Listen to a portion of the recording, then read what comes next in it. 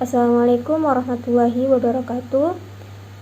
Selamat datang di video presentasi sidang tugas akhir saya dengan judul Identifikasi Konsep Green Construction pada Perencanaan Gedung Perpustakaan Pusat Universitas Tanjung Pura yang dikerjakan oleh saya sendiri, Nur Asriani Maulidianti, dan dibantu oleh dosen pembimbing utama saya yaitu Ibu Insinyur RR Endang Mulyani MT, dan dosen pembimbing kedua saya yaitu Bapak Insinyur Safarudin Muhammad Nuh MT, dan diuji oleh dosen penguji utama saya yaitu Bapak Insinyur Rafi MSC, dan dosen penguji kedua saya yaitu Ibu Riani Pratiwi STMT.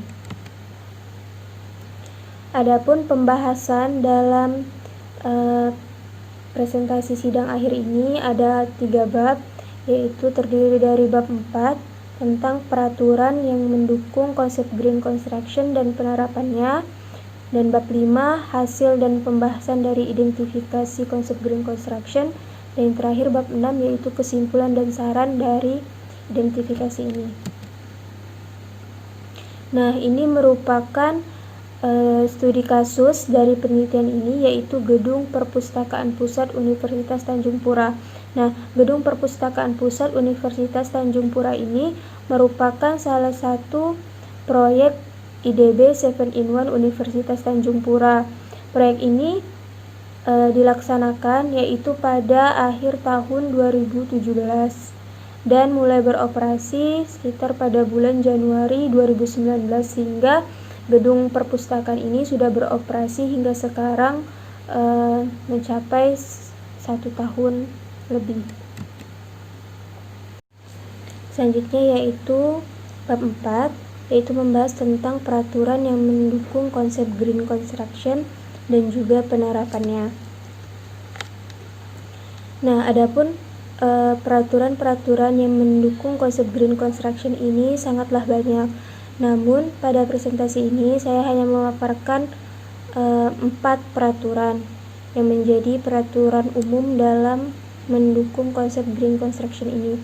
Yang pertama yaitu Peraturan Menteri Negara Lingkungan Hidup Nomor 8 Tahun 2010 tentang kriteria dan sertifikasi bangunan ramah lingkungan.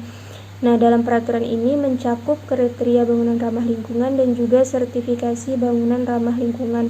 Selanjutnya nomor 2 yaitu Peraturan Menteri PUPR nomor 2 tentang bangunan gedung hijau.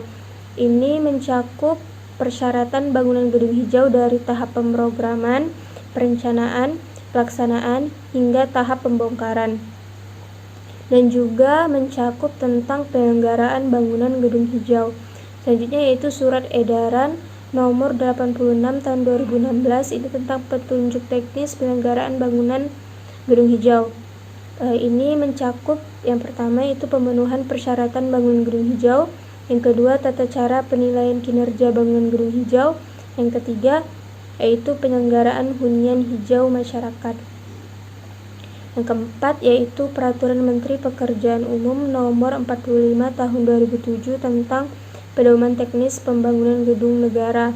Nah, peraturan ini mencakup 5 hal. Yang pertama yaitu efisiensi dalam penggunaan energi, yang kedua yaitu efisiensi dalam penggunaan air, yang ketiga mutu udara dalam bangunan gedung, yang keempat yaitu pengelolaan limbah, dan yang terakhir manajemen penyelenggaraan bangunan gedung. Adapun di bab 5 yaitu terdapat hasil dan pembahasan. Hasil dan pembahasan ini memiliki 4 subbab. Yang pertama yaitu dokumen persyaratan perencanaan dari green construction. Yang kedua yaitu hasil identifikasi dari konsep green construction pada pembangunan gedung perpustakaan pusat Untan. Selanjutnya yang ketiga yaitu analisa perbandingan identifikasi konsep green construction.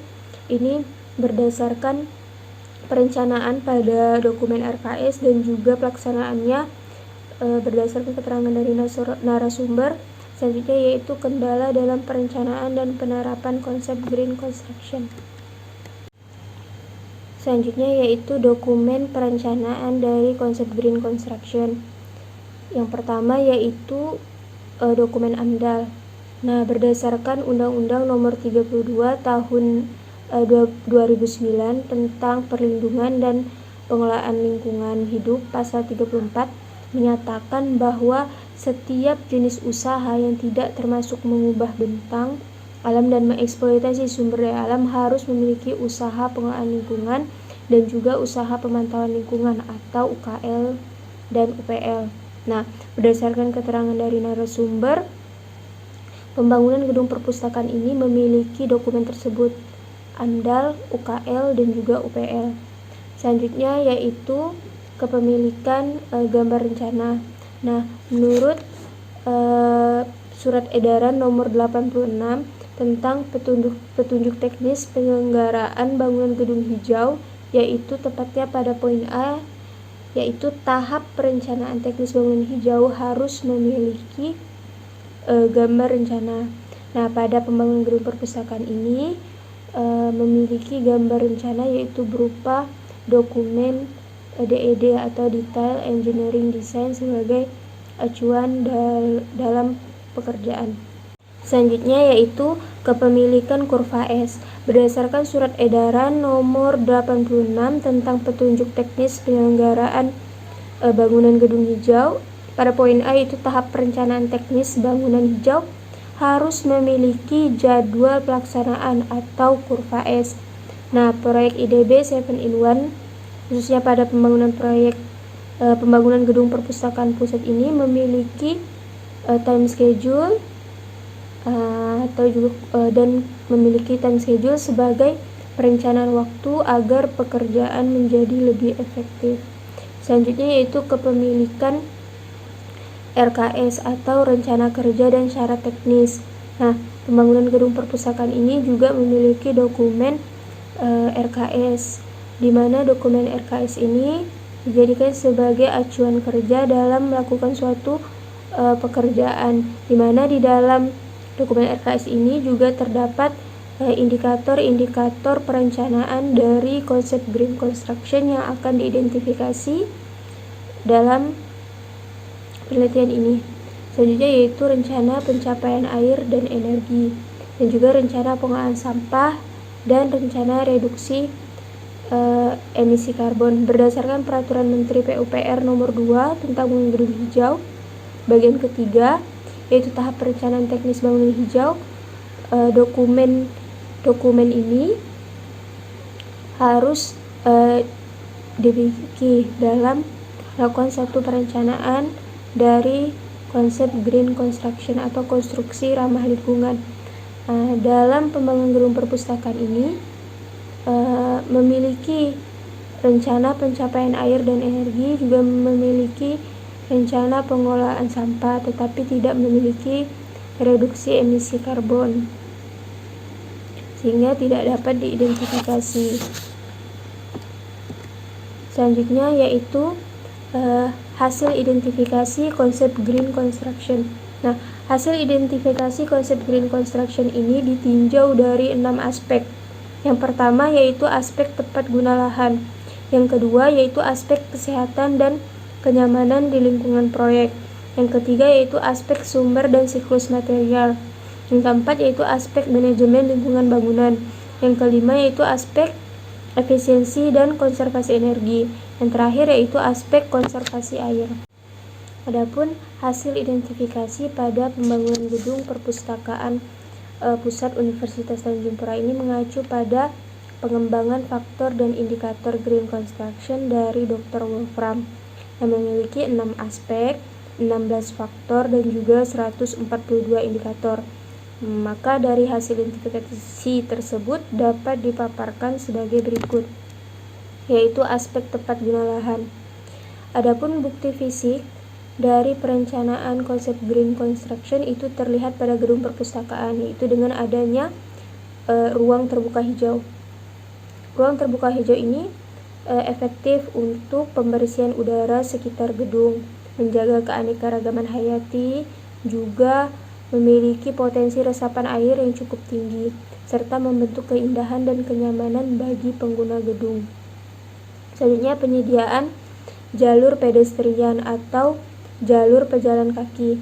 Nah, untuk Jalur pedestrian ini berfungsi untuk menghubungkan gedung dengan jalan utama di luar tapak atau untuk menghubungkan gedung di dalam tapak. Yang ketiga yaitu penyediaan lahan parkir. Penyediaan lahan parkir di sini dimaksudkan agar pengguna gedung dapat memarkirkan kendaraannya, agar kendaraan juga lebih tertata rapi, dan juga dimaksudkan untuk memberikan ruang hijau lebih banyak pada tapak bangunan gedung. Selanjutnya yaitu ditinjau dari aspek kesehatan dan kenyamanan di lingkungan proyek. Nah, bukti fisik dari perencanaan aspek kesehatan dan kenyamanan di lingkungan proyek ini dibuktikannya dengan penggunaan lampu LED. Perlu diketahui bahwa lampu LED merupakan salah satu lampu yang bebas merkuri dan juga merupakan lampu yang hemat energi karena dapat menghemat 60% dari penggunaan energi dibandingkan dengan lampu neon ataupun dengan lampu pijar. Nah, ini dilakukan sebagai upaya dalam penghematan energi yang diusung oleh konsep ramah lingkungan. Selain dari penggunaan lampu LED, gedung perpustakaan ini juga merencanakan penggunaan gipsum untuk plafon. Nah, gipsum merupakan salah satu material yang tidak mengandung asbes yang dapat membahayakan bagi pekerja ataupun bagi pengguna gedung.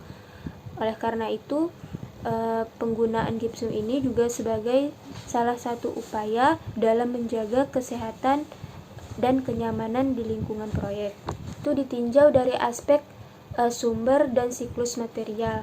Adapun bukti fisik dari rencana ataupun penerapan dari aspek sumber dan siklus material ini dibuktikannya dengan penggunaan material ramah lingkungan.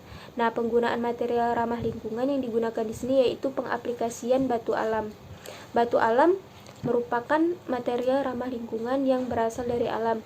Nah, batu alam ini juga memiliki sifat dapat menyerap panas sehingga dapat menimbulkan suasana sejuk untuk pengguna gedung. Selain dari penggunaan material ramah lingkungan, gedung ini juga mengaplikasikan penggunaan kaca, di mana sebagian besar dari gedung ini didominasi oleh penggunaan material kaca. Kaca ini juga dinilai sebagai material ramah lingkungan karena pertama dapat didaur ulang kembali dan juga sifat kaca yang transparan sehingga memungkinkan banyaknya cahaya yang masuk sehingga lebih hemat energi dan dapat mengurangi dari penggunaan lampu. Selanjutnya yaitu identifikasi yang ditinjau dari aspek manajemen lingkungan bangunan. Adapun bukti fisik dari perencanaan dan penerapan dari aspek manajemen lingkungan bangunan yaitu dengan adanya sistem pengelolaan air limbah. Nah, sistem pengelolaan air limbah yang direncanakan pada pembangunan gedung perpustakaan ini yaitu dengan menerapkan Sewage Treatment Plant atau STP, yaitu sistem pengelolaan limbah domestik. Selanjutnya yaitu identifikasi konsep green construction yang ditinjau dari aspek konservasi dan efisiensi energi. Adapun bukti fisik dari perencanaan dan penerapan dari aspek konservasi dan efisiensi energi ini yaitu dengan adanya sistem ventilasi. Nah, sistem ventilasi pada gedung perpustakaan Pusat Universitas Tanjung Pura ini mengacu pada SNI nomor 36572 tahun 2001 yaitu tentang tata cara perancangan sistem ventilasi dalam pengkondisian udara. Nah, adanya ventilasi ini dimaksudkan agar dapat meminimalkan dari penggunaan pendingin udara sehingga mampu mengefisiensikan dan menghemat dari penggunaan energi. Selanjutnya, selain dari adanya ventilasi, juga adanya pemasangan alat ukur energi listrik atau kWh meter atau juga panel listrik. Nah, bukti fisik ini yaitu adanya panel listrik. Panel listrik ini dimaksudkan sebagai alat pengukur daya listrik dan juga pelindung sistem dari instalasi listrik dari kondisi di luar ruangan. Nah, adapun tata cara, persyaratan, ukuran, dan detail penerapan ini mengacu juga pada SNI nomor 4 tahun 2001 tentang persyaratan umum instalasi listrik yang juga tercantum dalam dokumen RKS dari pembangunan gedung perpustakaan ini. identifikasi konsep green construction yang ditinjau dari aspek konservasi air. Nah, adapun bukti fisik dari perencanaan yang ditinjau dari aspek konservasi air ini, yaitu pertama adanya lubang biopori. Nah, lubang biopori ini dimaksudkan untuk menjaga keseimbangan air tanah dan juga untuk mengurangi genangan aliran air permukaan yang dapat mengakibatkan banjir di sekitar lokasi. Adapun selanjutnya yaitu adanya kolam besar penampungan air hujan.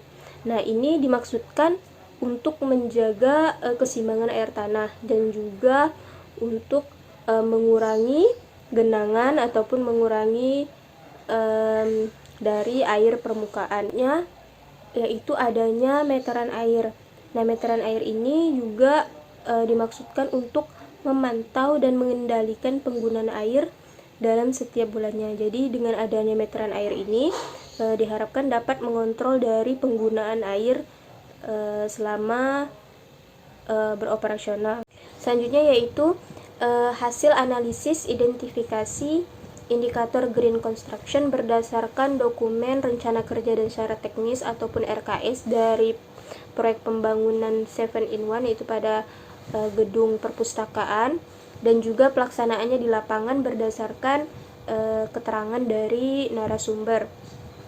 Adapun di sini terdapat grafik batang, yaitu grafik indikator capaian green construction berdasarkan identifikasi. Nah, grafik batang yang warna orange itu adalah indikator target dari green construction, sedangkan grafik batang yang warna biru ini merupakan indikator capaian berdasarkan identifikasi pada penelitian ini. Adapun yang pertama yaitu aspek ASD atau aspek tepat guna lahan. Nah, aspek ini memiliki 22 indikator target. Namun dari identifikasi ini hanya tercapai 19 indikator kriteria atau sebesar 86,3%. Nah, dilihat dari kelima aspek yang lainnya, aspek tepat guna lahan ini mencapai aspek yang paling tertinggi, yaitu 19 indikator dari 22 indikator atau mencapai 86,3%, yaitu memiliki persentasi yang paling tertinggi dibandingkan dengan aspek-aspek yang lainnya. Nah, hal ini juga dikarenakan pada pembangunan proyek 7-in-1, khususnya pada pembangunan gedung perpustakaan Universitas Tanjung Pura, ini memfokuskan konsep green construction untuk mencapai green buildingnya, yaitu pada aspek tepat guna lahan, sehingga dapat dilihat bahwa aspek tepat guna lahan ini memiliki persentasi terbesar dibandingkan dengan aspek-aspek yang lain. Selanjutnya yaitu aspek kesehatan dan kenyamanan di lingkungan proyek. Aspek ini memiliki 36 indikator target green construction ataupun indikator capaiannya mencapai 25 indikator dari 36 indikator target atau sebesar 69,4%. Ini juga memiliki capaian yang terbesar kedua setelah aspek tepat guna lahan. Selanjutnya yaitu aspek sumber dan siklus material. Nah, aspek sumber dan siklus material ini memiliki 15 indikator target atau kriteria dan mencapai 11 indikator dari hasil identifikasi atau sebesar 73,3%. Ini juga dilihat banyaknya indikator yang tercapai dari pembangunan ini. Selanjutnya yaitu pada aspek manajemen lingkungan bangunan atau BEM. Nah, aspek ini memiliki 39 indikator target, namun hanya mencapai 13 indikatornya atau sebesar 33,3%. Selanjutnya yaitu aspek konservasi dan efisiensi energi atau EEC. Ini memiliki 20 indikator target, namun hanya mencapai 5 indikator dari identifikasi ini atau sebesar 25%. Adapun untuk aspek WAC atau aspek konservasi air, ini memiliki 10 indikator target green construction, namun pada identifikasi ini hanya mencapai 3 indikator kriteria atau sebesar 30%. Oleh karena itu, berdasarkan analisa dari grafik batang, maka terdapat beberapa indikator dari target green construction dari masing-masing aspek yang belum tercapai ataupun tidak teridentifikasi pada penelitian ini. Hal ini juga disebabkan oleh beberapa faktor yang dijelaskan sebagai berikut. Yang pertama yaitu indikator yang tidak tercapai atau tidak teridentifikasi pada aspek tepat guna lahan, yaitu yang pertama, merencanakan dan melakukan simulasi pengaruh air limpasan di lokasi proyek yang dapat berdampak negatif terhadap lingkungan. Nah, ini tidak teridentifikasi dikarenakan tidak diketahui secara pasti adanya simulasi pengaruh air limpasan. Namun adanya perencanaan dari penanggulangan air hujan dan air limbah lokal agar tidak menjadi air limpasan dengan menyediakan kolam penampungan dari pengolahan air hujan dan juga air limbah lokal di saat konstruksi. Jadi hal ini tidak teridentifikasi karena tidak diketahui secara pasti apakah adanya simulasi pengaruh air limpasan dan juga tidak tertera di dalam dokumen RKS. Selanjutnya yaitu melakukan pengukuran air limpasan akibat proses konstruksi terhadap lokasi di sekitar proyek. Nah, hal ini juga tidak teridentifikasi atau tidak tercapai karena berdasarkan keterangan dari narasumber juga tidak diketahui adanya pengukuran dari air limpasan ini dikarenakan narasumber sendiri hanya memeriksa dari volume pekerjaan setiap minggunya. Selanjutnya yaitu indikator melakukan pengaturan area simpan dan bongkar material atau produk dari moda transportasi. Nah, hal ini juga tidak teridentifikasi atau tidak tercapai dikarenakan tidak diketahuinya adanya pengaturan area simpan dan bongkar material. Dan namun pengaturan area simpan dan bongkar ini mengalami kendala dalam pelaksanaannya dikarenakan adanya material yang dipesan dari luar Kalbar sehingga mengalami kendala dalam pengangkutan dari moda transportasi di Pontianak.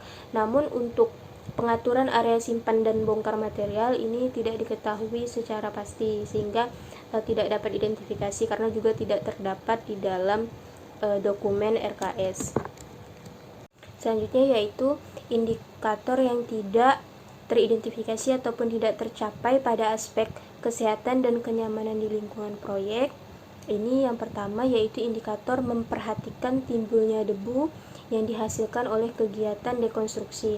Nah, indikator ini tidak dapat direncanakan ataupun tidak dapat diterapkan pada proyek gedung perpustakaan ini karena pada proyek ini tidak adanya kegiatan dekonstruksi ataupun pada proyek ini memang pembangunannya dilakukan pada lahan yang kosong ataupun tidak memiliki gedung existing sebelumnya.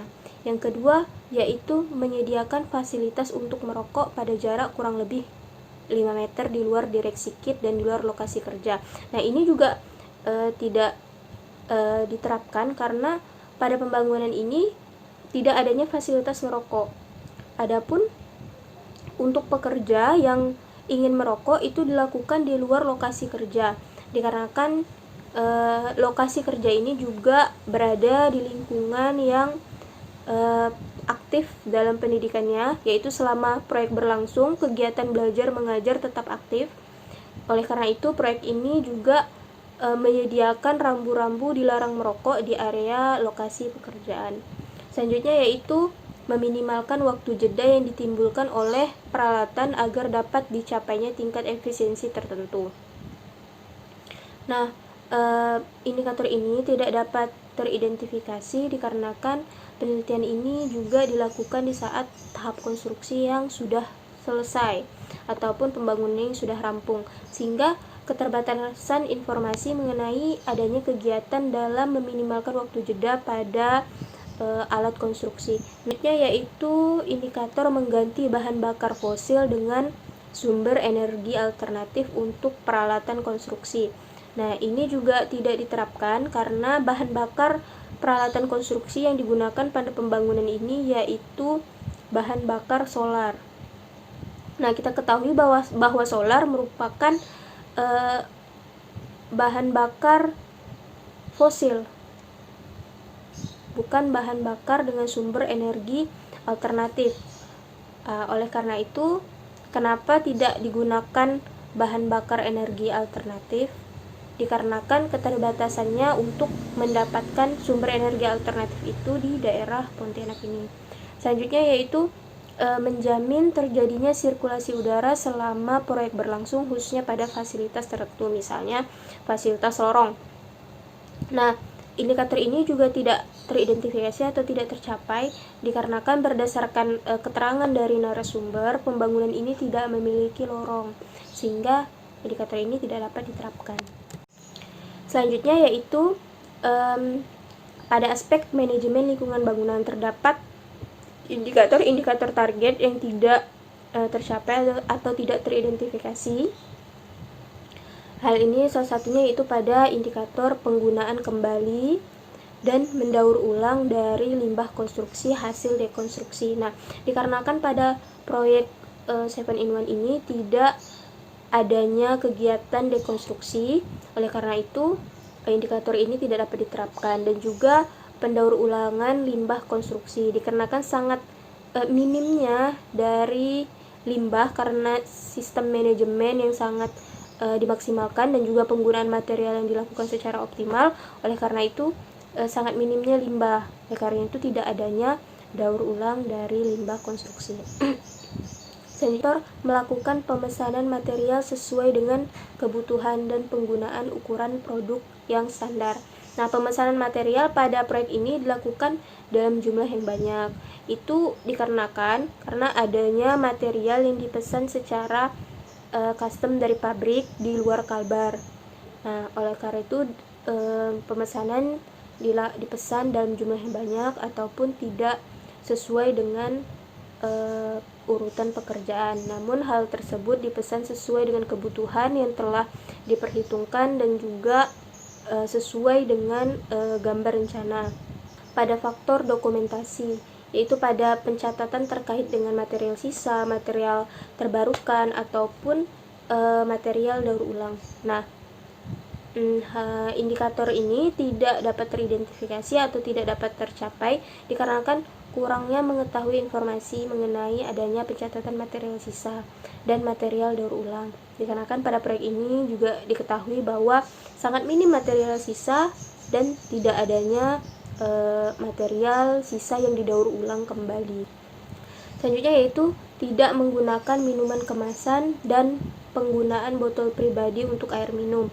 Nah, indikator ini tidak teridentifikasi karena berdasarkan keterangan dari narasumber, hal ini untuk indikator penggunaan tidak menggunakan minuman kemasan dan penggunaan botol pribadi ini diserahkan kembali kepada masing-masing pekerja ataupun tidak adanya pemberitahuan secara khusus. Ini karena salah satunya karena tidak ingin memberatkan dari pekerja, namun dari proyek juga menyiapkan air galon isi ulang untuk para pekerja. Jadi jika para pekerja ingin minum, disediakan air galon juga untuk meminimalkan dari pembelian air minuman kemasan. Selanjutnya yaitu pada indikator pelatihan bagi subkontraktor mengenai limbah konstruksi dan juga kualitas udara. Nah, pada indikator ini juga tidak teridentifikasi dikarenakan tidak adanya pelatihan bagi subkontraktor mengenai penanganan limbah konstruksi, dikarenakan proyek ini juga sangat memaksimalkan dan mengoptimalkan dalam penggunaan materialnya sehingga meminimkan limbah. Oleh karena itu tidak adanya pelatihan bagi subkontraktor untuk limbah konstruksi dan juga kualitas udara. Adapun adanya pelatihan bagi subkontraktor mengenai pemasangan dari alat-alat pekerjaan, baik itu dari sistem plumbing ataupun dari sistem instalasi udara. Selanjutnya yaitu ditinjau dari aspek sumber dan siklus material. Adapun indikator-indikator target yang tidak tercapai yaitu yang pertama, menggunakan material bekas bangunan lama di lokasi pekerjaan untuk mengurangi penggunaan bahan mentah baru sehingga dapat memperpanjang usia dari pemakaian bahan ataupun material dan mengurangi limbah di tempat pembuangan akhir sampah atau TPAS. Nah, proyek ini tidak teridentifikasi pada indikator tersebut dikarenakan proyek ini tidak adanya dekonstruksi sehingga tidak terdapat material bekas bangunan lama. Selanjutnya yaitu nomor 2, yaitu menggunakan bahan baku kayu yang dapat dipertanggungjawabkan asal-usulnya ataupun yang memiliki sertifikat resmi. Nah, pada proyek ini juga indikator ini tidak dapat diterapkan dikarenakan perencanaan dari pembangunan gedung perpustakaan ini tidak menggunakan material kayu dalam pembangunannya, namun hanya menggunakan material seperti baja, beton, dan lain-lainnya. Selanjutnya, yang ketiga yaitu indikator melindungi pipa-pipa yang akan digunakan dengan cara menutup di kedua ujungnya.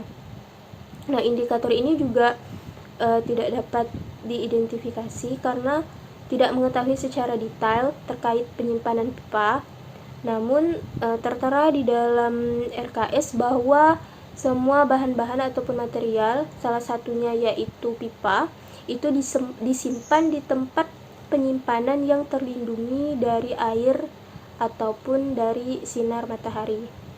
Selanjutnya yaitu penggunaan kontainer untuk kantor di lokasi proyek. Nah, pada proyek ini tidak menggunakan kontainer, namun dia menggunakan baja ringan.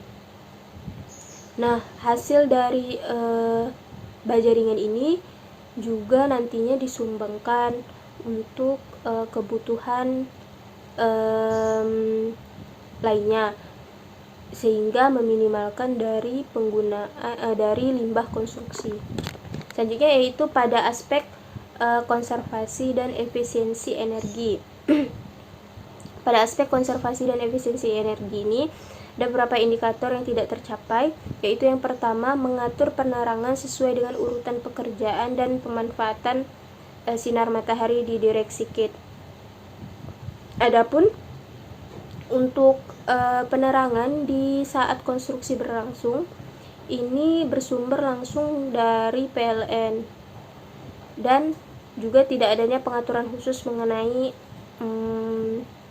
penerangan yang disesuaikan dengan urutan pekerjaan, dan juga penerangan di kantor direksi kit ini juga sebagian besar menggunakan lampu LED.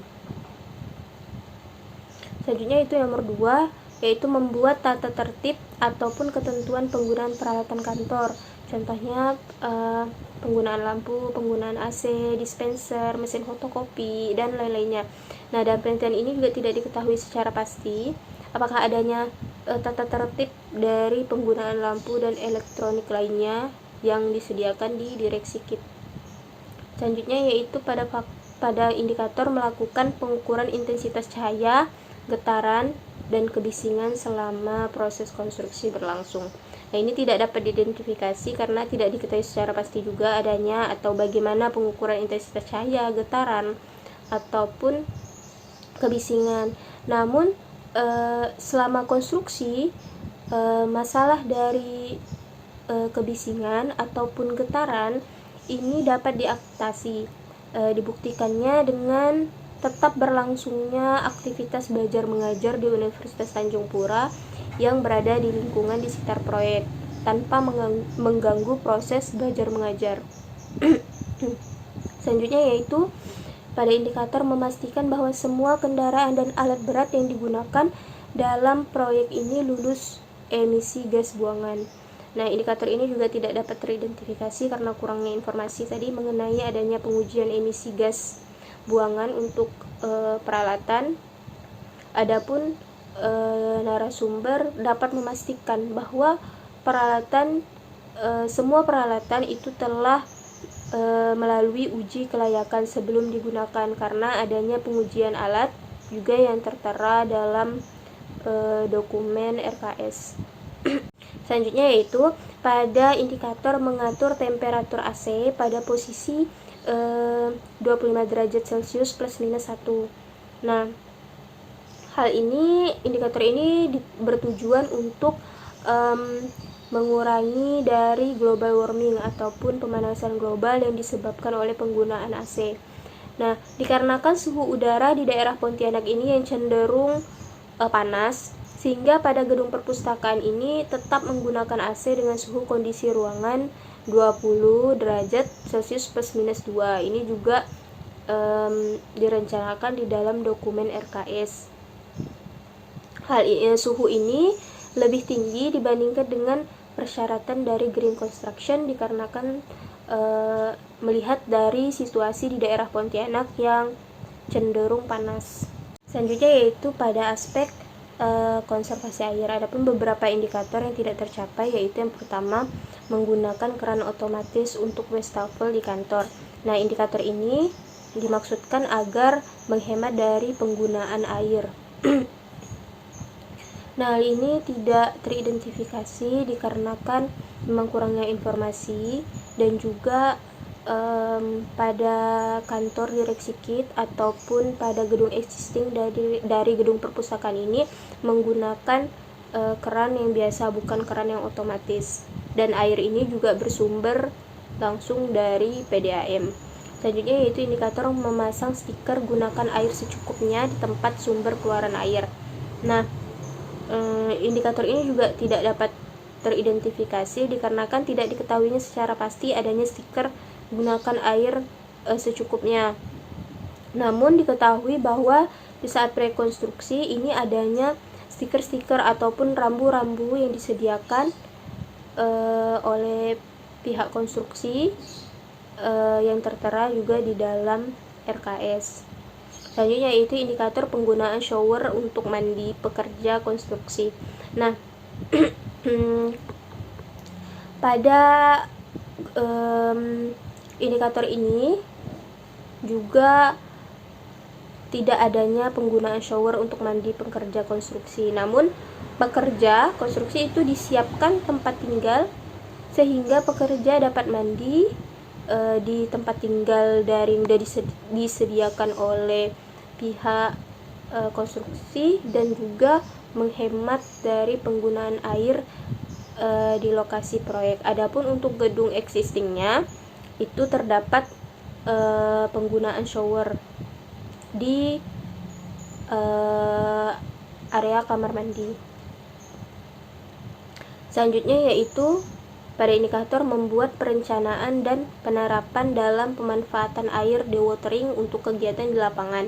Nah, indikator ini juga tidak dapat diidentifikasi karena karena kan pada proyek ini tidak adanya kegiatan dewatering di lapangan. Selanjutnya yaitu indikator memasang piezometer untuk memonitor muka air tanah. Nah, indikator ini juga tidak dapat diidentifikasi karena tidak diketahuinya secara pasti adanya penggunaan dari alat piezometer. Dikarenakan penelitian ini juga dilakukan pada saat konstruksi itu sudah selesai ataupun sudah rampung, dan pemasangan alat ini juga tidak tertera di dalam dokumen. Adapun selanjutnya kendala dalam perencanaan dan penerapan dari konsep green construction pada pembangunan gedung perpustakaan Universitas Tanjung Pura ini. Yang pertama yaitu kurangnya ketersediaan dari tenaga ahli yang terampil dalam menangani konsep ramah lingkungan ini, baik konsep dari green construction ataupun dari green building, sehingga menjadikan salah satunya faktor keterlambatan dari penyelesaian pembangunan proyek IDB 7-in-1 ini. Yang kedua yaitu kurangnya SDM atau sumber daya manusia yang menyadari akan pentingnya teamwork atau bekerja sama dalam proyek untuk menerapkan konsep ini. Selanjutnya yang ketiga itu diperlukannya penambahan waktu dan juga biaya untuk membuat gedung yang kedepannya berorientasi lingkungan dan menghemat energi. Adapun Penambahan biaya yang dilakukan di awal proyek konstruksi ini merupakan investasi untuk jangka panjang ke depannya, dikarenakan juga dalam pengoperasian gedung yang green building ataupun gedung yang ramah lingkungan itu berorientasi pada ramah lingkungan, sehingga pertama mengurangi dari penggunaan listrik, yang kedua juga mengurangi dari penggunaan air sehingga lebih hemat pada saat pengoperasionalnya dan pada saat masa berkelanjutan. Selanjutnya itu yang keempat, kurangnya keterbatasan material oleh supplier lokal sehingga harus tetap mendatangkan material dari luar Kalimantan Barat. Nah, pada proyek gedung perpustakaan ini memang tidak semua material itu diambil ataupun dipesan di Pontianak, melainkan juga terdapat pemesanan di luar Kalimantan Barat. Hal ini dikarenakan karena kurangnya ketersediaan material pada supplier lokal di sini, sehingga harus mendatangkan kembali material dari luar Kalimantan Barat. Yang kelima yaitu kendalanya pada lokasi pembangunan yang memiliki tanah yang cenderung lembut, sehingga menjadi kendala dalam pengoperasian alat berat. Nah, kendala dalam pengoperasian alat berat ini juga nantinya menghubungkan juga antara keterlambatan waktu pekerjaan. Selanjutnya yaitu bab 4, kesimpulan dan saran. Selanjutnya yaitu kesimpulan.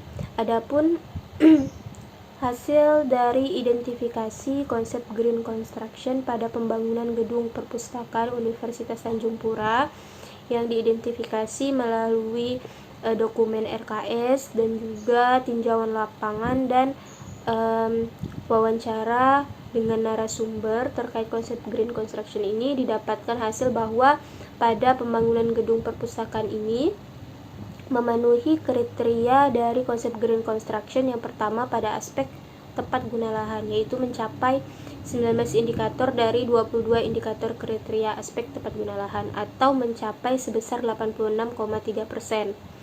Selanjutnya yaitu pada aspek sumber dan siklus material, yaitu mencapai 11 indikator dari 15 indikator target dari aspek sumber dan siklus material atau mencapai persentase sebesar 73,3%. Selanjutnya itu pada aspek kesehatan dan kenyamanan di lingkungan proyek, ini juga mencapai 25 indikator dari 36 indikator target green construction pada aspek kesehatan dan kenyamanan di lingkungan proyek atau mencapai persentase sebesar 69,4%. Nah, aspek-aspek ini memenuhi kriteria green construction dikarenakan dari jumlah indikator capaiannya yang terbanyak. Oleh karena itu, total keseluruhan terhadap konsep green construction pada pembangunan gedung perpustakaan ini yaitu mencapai persentase sebesar 52,11%. Oleh karena itu, dapat disimpulkan bahwa gedung perpustakaan, yaitu pada pembangunan gedung perpustakaan Universitas Tanjung Pura ini sudah berupaya dalam menerapkan dari konsep green construction, yaitu mencapai persentase sebesar 52,11%. Adapun saran pada penelitian ini yaitu yang pertama, sebaiknya melakukan penelitian saat proses konstruksi sedang berlangsung agar hasil identifikasi ataupun penilaian langsung diverifikasi di lapangan untuk penerapannya. Yang kedua yaitu mewawancarai tenaga ahli terampil khusus konsep green construction ataupun tenaga ahli yang bersertifikat Greenship profesional atau bersertifikat GP yang dikeluarkan oleh GBCI dari Green Building Council Indonesia. Adapun daftar pustaka yang dijadikan dalam acuan dalam mengerjakan penelitian ini yaitu salah satunya dari buku Bapak Ervianto, yaitu dengan judul Selamatkan Bumi Melalui Konstruksi Hijau. Selanjutnya juga dari penelitian Hizkiyah, yaitu dengan judul kajian Green Construction, yaitu studi kasus pada perumahan beranda Bali, dan juga peraturan-peraturan menteri lainnya, yaitu peraturan menteri PUPR nomor 2 yang dijadikan sebagai landasan dalam indikator-indikator Green Construction. Sekian yang dapat saya sampaikan. Lebih kurangnya saya mohon maaf jika terdapat kesalahan. Terima kasih. Semoga kita semua selalu diberikan kesehatan. Wassalamualaikum warahmatullahi wabarakatuh.